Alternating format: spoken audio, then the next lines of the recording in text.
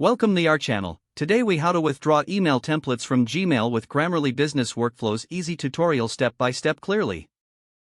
Open your Gmail account and navigate to the email you want to use as a template. Click on the three dots in the top right corner of the email. From the drop-down menu, select More and then choose Create Template. A new window will open where you can name your template. Enter a descriptive name for this template for easy identification later. Now, input the content of your email that you want to save as a template. Once you're satisfied with your email content, click on Save Changes at the bottom of the window.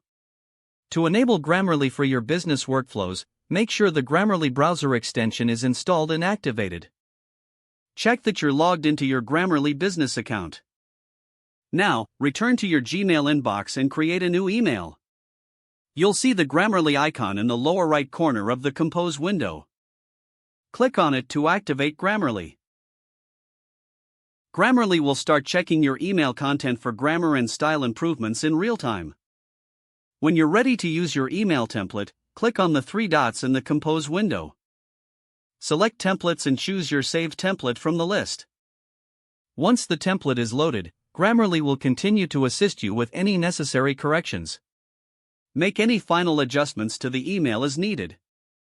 Now you're ready to send your email with confidence, knowing it's polished and professional.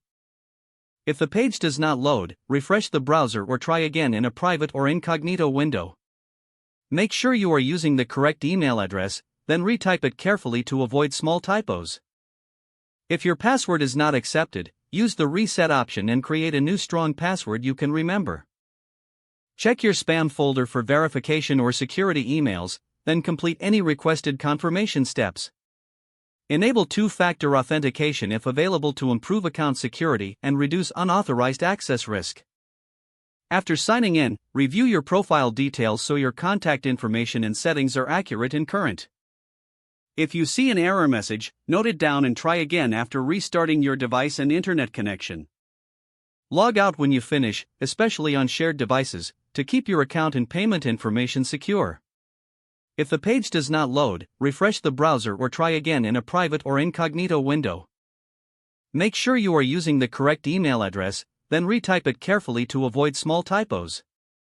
If your password is not accepted, use the reset option and create a new strong password you can remember. Don't forget to like this video and subscribe to our channel for more step-by-step tech guides.